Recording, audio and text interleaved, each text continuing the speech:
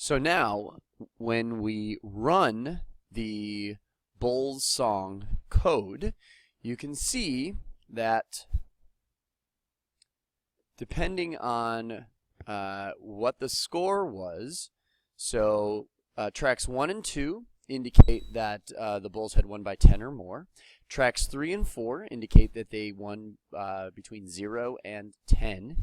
And track 5 and 6 indicate that they were between 0 and -10. And then 7 and 8 indicate that they had lost by more than 10 points over a 3-game stretch.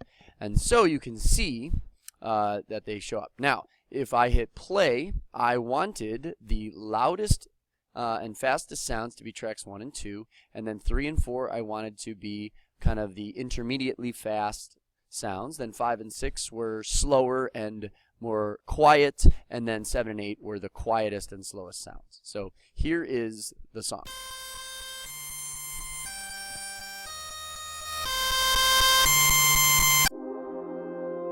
So you can see here it is very slow and quiet, and then once again it jumps back up because the third number was larger than 10.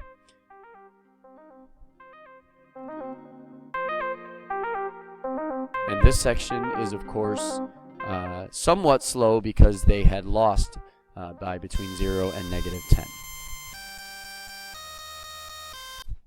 So that's just an example of that. Now, another really important thing is that we are able to identify certain parts of our code. So there are 3 things that you need to be able to identify.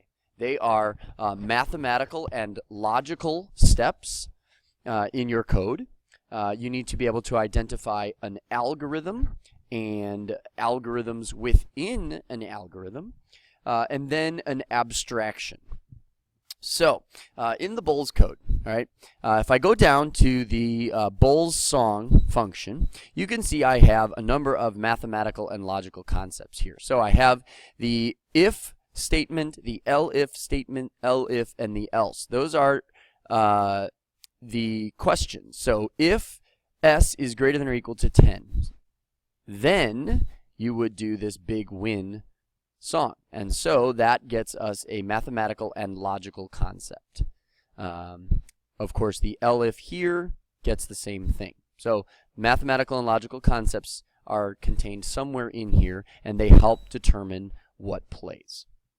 Now, an algorithm could be just this for loop. So this for loop in the Bulls song helps to access the scores that I have noted up here. So it basically tells the computer how to access the scores and then what to do if the scores fall into a particular range. So of course, if they were greater than or equal to 10, then do this. If they were between 0 and 10, do this. If they were between 0 and -10, do this. And then of course, if any other number shows up, of course that would be less than or equal to -10, then do this. So that would represent an algorithm that shows how to decide what music to play.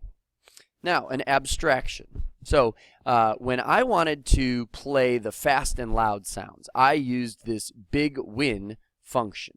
And so how does this qualify as an abstraction? Well, remember, an abstraction is basically something in our program that helps us to not have to worry about the details. So the details of the big win function are up here, but I don't need to retype all of this stuff or paste it or anything like that because all I do is call on the big win function. In the same way, the win function is another abstraction. We don't have to worry about those details. We can just call the win function. And the loss function is an abstraction. We call the loss function. And the big loss, that is also an abstraction. So remember, we don't have to worry about all of the details of what plays during a big win or a loss or a big loss because we have abstracted this using these functions earlier in the problem.